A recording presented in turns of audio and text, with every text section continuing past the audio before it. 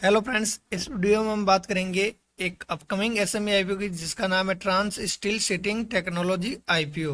तो ये आईपीओ 30 अक्टूबर को ओपन होने जा रहा है और 1 नवंबर को क्लोज हो जाएगा। तो इस वीडियो में हम इस कंपनी का पूरा रिव्यू करेंगे कि कंपनी किस सेक्टर की है, क्या काम करती है और फाइनेंशियली और फंडामेंटली कैसी है और इसकी ग्रे मार्केट में क्या डिमांड चल रही है, जिससे हमें लिस्टिंग गेंद का अंदाजा मिलेगा। तो बने रहिए वीडियो के लास्ट तक। तो सबसे पहले बात करें इसकी डिटेल की, तो इसका फेस वैल्यू रखा गया है 10 रुपीज पर शेयर और इसका प्राइस बैंड है 67 रुपीज टू 70 रुपीज, यानी कि एक शेयर 70 रुपीज में आएगा और इसकी एक लोट में 2000 शेयर आएंगे। और ये कंपनी टोटल इश्यू लेकर आ रही है 49.9 करोड़ का, जिसमें से फ्रेश इश्यू है 47.5 करोड़ का और 2.5 करोड़ का ओएफएस है, यानी कि इसकी प्रमोटर होल्डिंग बेचेंगे 2.5 करोड़ की और इसकी लिस्टिंग होगी एनएसई एसएमई पर। अब बात करते हैं कि ये कंपनी करती क्या है और किस सेक्टर की कंपनी है। तो ये कंपनी 1995 में स्थापित हुई है, यानी कि ये अपने सेक्टर की काफ़ी पुरानी कंपनी है और इसको अपने सेक्टर का काफ़ी अच्छा एक्सपीरियंस भी हो गया है। और ये एक फर्नीचर कंपनी है जिसका कॉरपोरेट और बिजनेस टू बिजनेस सेक्टरों में 20 सालों से अधिक का अनुभव है, यानी कि बहुत पुरानी है। और कंपनी की विनिर्माण इकाई बेंगलोर में स्थित है, बेंगलोर कर्नाटका में। और ट्रांस स्टील में ग्राहक संतुष्टि कंपनी की सर्वप्रथम प्राथमिकता देते हैं, यानी कि ये ग्राहकों की संतुष्टि पे ज्यादा ध्यान देते हैं।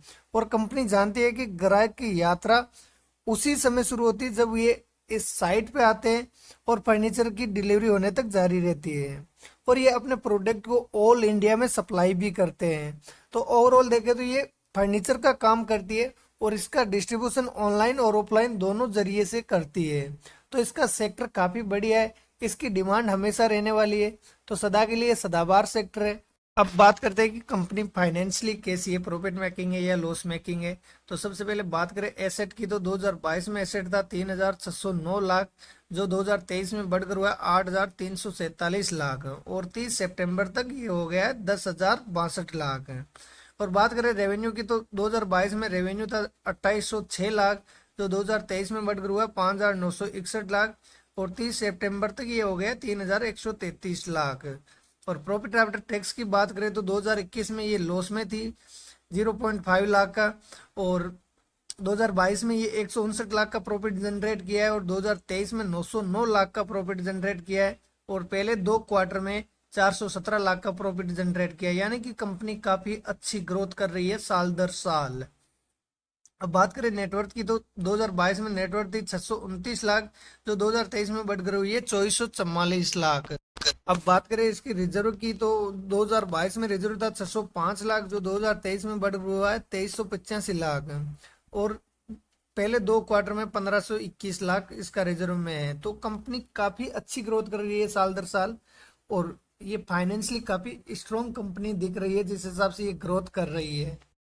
बात करें इसके की इंडिकेटर की, तो इसका आईपीओ लाने के बाद में पीई रहेगा 16.9 का, जो कि काफी बढ़िया है और मार्केट कैप है 141 करोड़ का और इसकी आरओई है 37% की और आरओसी है 36% की, यानी कि दोनों बराबर ही है और काफी अच्छी भी है। जिनका 15% से ऊपर होता है वो कंपनी थोड़ी अच्छी मानी जाती है, तो इनका 37% के करीबन है, तो दोनों ही बढ़िया है।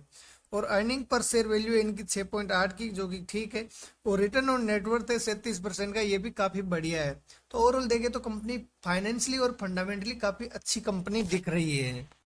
अब बात करते हैं इसकी ग्रे मार्केट में क्या डिमांड चल रही है, जिससे हमें लिस्टिंग एंड का अंदाजा मिलेगा। तो आज की डेट में इसका ग्रे मार्केट में प्रीमियम चल रहा है 18 रुपीज पर शेयर और इसका आईपीओ प्राइस है जो 70 रुपए का है और इसमें एक लोट में 2000 शेयर है। तो इस हिसाब से एक लोट पे फायदा बता रहा है 36,000 रुपए का। और परसेंटेज वाइज देखे तो लगभग 25% के करीबन रिटर्न मिलने की उम्मीद है, जो कि एक एसएमई आईपीओ के लिए काफी कम है। अगर एसएमई आईपीओ में हमें सेफली अप्लाई करना है तो हमें ग्रे मार्केट में उसकी डिमांड लगभग 50% के करीबन होनी चाहिए, तभी हम सेफली अप्लाई कर सकते हैं, अदरवाइज उसमें रिस्क काफी बढ़ जाता है। अगर इसकी डिमांड बढ़ेगी तो ही इसमें हम अप्लाई करेंगे, अदरवाइज इसको हम अवॉइड करेंगे।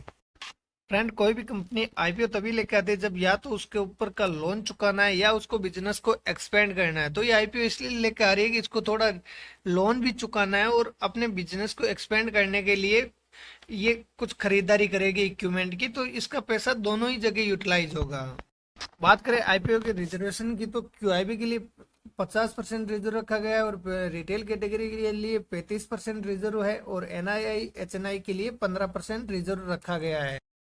अब बात करें इसकी प्रमोटर होल्डिंग की, तो आईपीओ लाने से पहले 83% का प्रमोटर होल्डिंग है, जो आईपीओ लाने के बाद में 53% का प्रमोटर होल्डिंग फिर भी बचेगा।